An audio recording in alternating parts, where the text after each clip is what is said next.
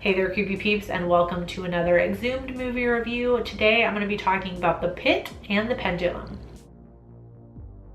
I'm pretty sure Macabrella suggested this to me forever ago. If it's an Exhumed movie review, it's probably Macabrella that suggested it. She is the queen of these, honestly.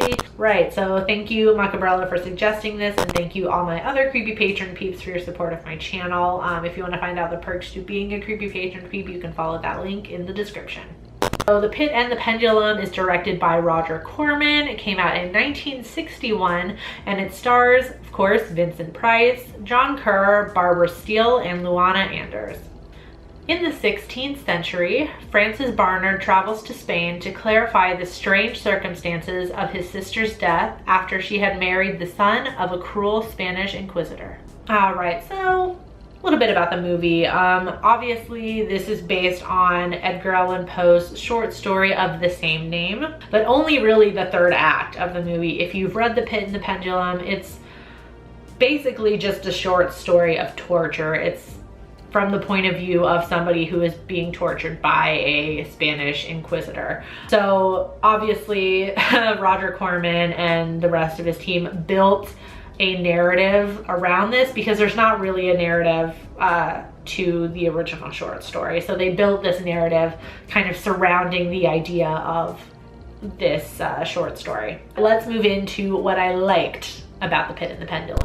I think Corman and the rest of the writers of this movie did an amazing job building a narrative around this original short story. I feel like they added in so many elements that just seem so Edgar Allan Poe. So many things that are commonplace in his stories, like guilty conscience, hauntings, live burials. All of that is kind of like incorporated into this narrative, and it makes it feel like it's just like a straight up like word for word adaptation. You know, like if you didn't know any better, you would think that this is what the short story was as well. And I think they did an amazing job of just making it make sense with Poe's original story. It was just really well written and really well done. It felt very like thoughtful.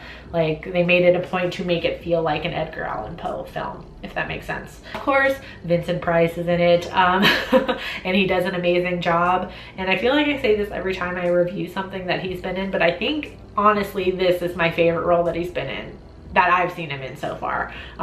He did an amazing job. Like I was just so like drawn to his character. Like every time he was on screen, I was just eyes glued on him. Like he did such an amazing job. His face is just so expressive, and he can always really convince me every time I watch a movie in it where his character goes mad. He just really sells it for me. His face is so expressive. Like he can really convince somebody that he's gone off the deep end.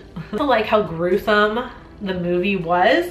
So there are flashback scenes in which Vincent Price's character is remembering this traumatic event he witnessed as a child, which involves torture. Obviously, he witnesses his father torturing his mother, especially the scene where she's being buried alive, which kind of come back a little bit in what was it called?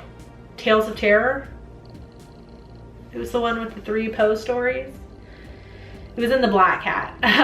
Ow, my hair. Some similar shots to The Black Cat in that movie, which I think Roger Corman also did. Vincent Price was obviously in it, but the flashback scenes have like that classic kind of like psychedelic Roger Corman tint to them, which I really liked. The ending was so good. I loved the ending. It again also felt like an Edgar Allan Poe story where there's just like a slight kind of like sickening twist.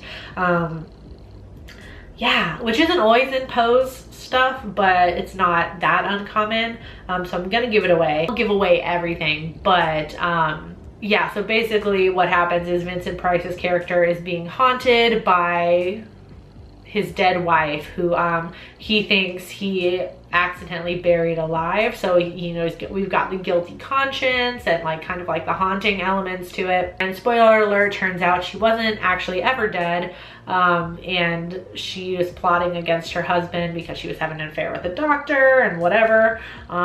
So they set up this kind of like ruse of like a haunting and stuff to drive him insane and then kill him. She ends up being thwarted by Vincent Price himself, who goes so mad that he thinks he's his father, and then thinks that his wife is his mother, and then the doctor is his brother, because yeah, I won't spoil that much. I won't explain why that happens, but I'll leave some stuff to surprise you. So anyways, he kills them both. Well, doesn't kill them, he just puts his wife in an Iron Maiden, and we don't actually know if she dies or not, and then it goes on to the rest of the movie. I won't talk about that. And then at the very end of the movie, the survivors, again, I'm just trying to leave some stuff not spoiled. Survivors are leaving the torture chamber, which is kind of like in the dungeon of this castle, and one of the characters says, as they're leaving, like she's, you know, telling one of the servants to lock up the torture chamber, and she's saying no one will ever enter this room again, and the camera just pans around to that Iron Maiden, and you see that Barbara Steele's character is still in there and she's alive. Now she's actually buried alive, pretty much.